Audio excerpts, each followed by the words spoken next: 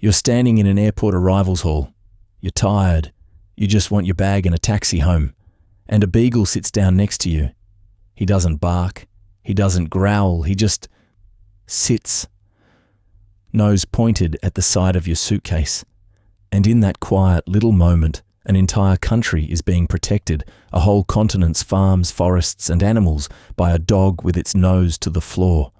Because over his working life, a single detector dog like this will find up to 9,000 things people tried to bring into Australia without asking. Sausages hidden in socks, seeds sewn into jacket linings, once a whole pig's head wrapped in a beach towel. And some of the things he finds could have started a plague. This is the story of how Australia turned a friendly, food-obsessed little dog into one of the most important guards on the continent.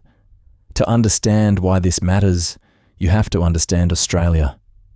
It's an island, a huge one, and that isolation is a kind of superpower. For millions of years, oceans kept out diseases and pests that have devastated farms everywhere else on Earth. Australia has stayed free of some of the diseases that livestock industries overseas live with every day.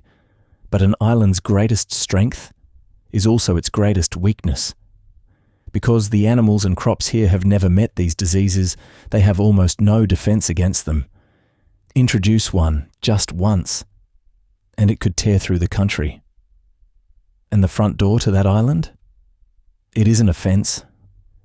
It's an airport. Every day, tens of thousands of travellers land carrying food from all over the world. Most of it is harmless. Some of it is not.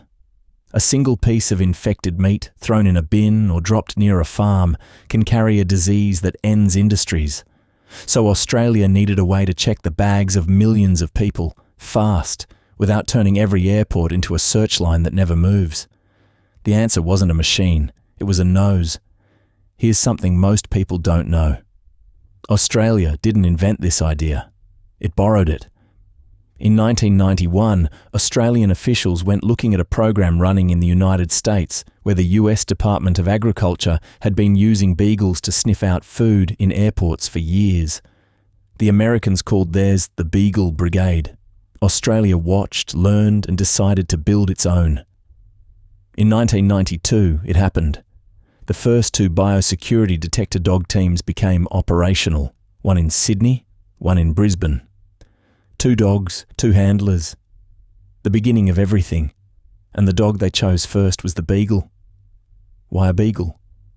Officials never spelled out every reason, but it's not hard to see why one would fit the job.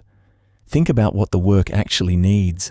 You're moving through a crowd of tired, nervous travellers, families, kids, people who might be wary of dogs. Something big and intimidating would never work. You want small. You want friendly. A dog nobody's afraid of, and it helps to have a nose obsessed with food. That's a beagle all over. It doesn't search for a toy or a reward. It searches because it genuinely wants to find your lunch. That drive is exactly what the job runs on. There was one more piece of genius in the design. The dogs were trained to give what's called a passive response. When a beagle smells food in your bag, it doesn't scratch or bite or bark. It simply sits down beside the bag and waits. Calm, quiet, non-threatening. You barely notice it's happened. By 1996, the first beagle was posted all the way up in Darwin. The little brigade was spreading across the country, one airport at a time. But a program that starts with 2 dogs doesn't stay small for long. By 2002, it had grown to 26 teams working airports, seaports, and mail centres. Because it turns out people don't just carry risky food in suitcases. They post it, they ship it, and a dog can work a mountain of parcels faster than any human ever could. Then in 2009, the program made a big change. It brought in a second breed, the Labrador. Now this wasn't because beagles had failed. It was about the right dog for the right job. A beagle is perfect weaving through a crowd of passengers. But a Labrador brings something else, an extraordinary nose, a gentle temperament, and a huge drive to hunt, retrieve, and eat. And crucially, a Labrador is bigger. In a giant cargo warehouse or a mail depot, that size helps it reach and work spaces a little beagle can't. So Australia didn't replace one with the other. It built a team, beagles for the crowds, Labradors for the scale. And over the years, the country stopped relying on dogs from elsewhere and started raising and training its own, bringing handler training in-house in 2015 and dog training in-house the year after. Australia was no longer borrowing the idea. It had mastered it. Here's a number that shows how good these dogs became. On average, one detector dog is expected to find up to 9,000 biosecurity risk items across its career. 9,000. And the three things they catch most? Meat, seeds, fruit, the everyday items that look harmless in your bag and could be anything but. So how serious does this actually get? Let me tell you about one operation. In late 2019, a disease called African swine fever was sweeping through pig populations across parts of the world. It is a horror of a virus. It kills around 80% of the pigs it infects. There is no vaccine. There is no cure. If it ever reached Australia, it would threaten a pork industry worth around $5.3 billion and the 2,700 producers who depend on it, many of them in small country towns. So officers ran targeted checks on travellers arriving from high-risk countries using X-ray inspection and detector dogs together. And then they tested the pork they seized. Nearly half of it came back positive. 48%, carrying a virus that could have devastated an entire industry, pulled out of ordinary luggage at the border before it ever reached a single Australian farm. That is the whole point of the program, in one number.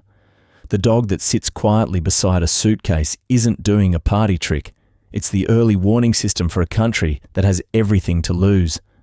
And when a dog like Digby makes a find, there's a small quiet reward, a treat from the handler's pouch, a good boy, and then back to work, down the line, to the next bag. 3 decades on, the little brigade is still here. As it marked 30 years, the program was running with dozens of dogs and handlers across the country's airports, still sitting quietly beside suitcases, still finding the meat and the seeds and the fruit, still standing between an island and the diseases that would love to get in. The dogs have even been trained to hunt new threats, like the brown marmorated stink bug, and were once trialled to sniff out COVID-19 from human sweat. And when these dogs finish their careers around 8 years old, they don't vanish. They retire into ordinary family homes to spend the rest of their lives being exactly what they always were underneath the vest. A very good dog. But here's the thing about guarding an island. The threats never stop evolving. New diseases, new trade routes, new ways for something dangerous to slip through in a bag. So what happens the day something finally does get through? And are dogs even the best nose for the job anymore? Or is something new coming to the front line? That's next time. The next time you land in Australia, tired, waiting for your bag, and a friendly little beagle sits down beside you, you'll know exactly what that quiet little sit really means. It means the guard is on duty, and the island is safe for one more day.